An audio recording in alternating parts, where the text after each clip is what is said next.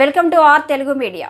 నల్లగొండ జిల్లా దేవరకొండ చనిపోయిన గంట తర్వాత దూడకు జన్మనిచ్చిన ఆవు. బజరంగ్ దళ్ ఆధ్వర్యంలో ఆవుకు ఘనంగా అంతిమ సంస్కారం.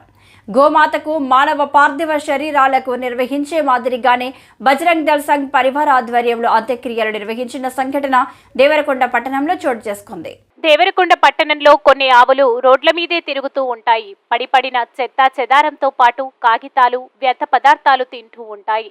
ఉన్న ఆవులు చాలా వరకు మృత్యువాత పడ్డాయి. అందులో ఒకటి గర్భం దాల్చిన ఆవు అలాంటి పరిస్థితిలోనే మృత్యువాత పడింది. ఆ ఆవు చనిపోయిన గంట తర్వాత ఓ దూడకు జన్మనిచ్చింది. విషయాన్ని గమనించిన స్థానికులు బజరంగ్ దళ్ సంఘ్ పరివార్ కార్యకర్తలకు ఈ విషయాన్ని చేరవేశారు.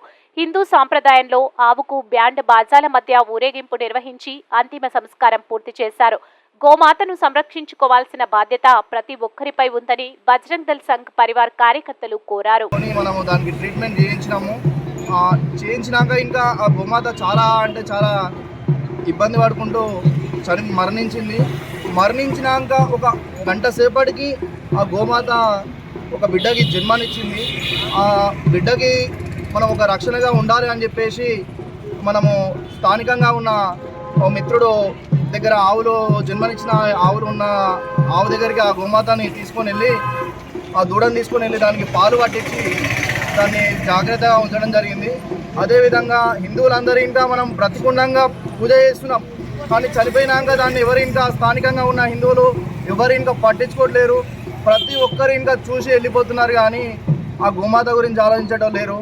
దాని ఆధ్వర్యంలో బజరంగ్ దళ్ సంఘ్ పరివార్ అన్ని క్షేత్రాలు ఇంకా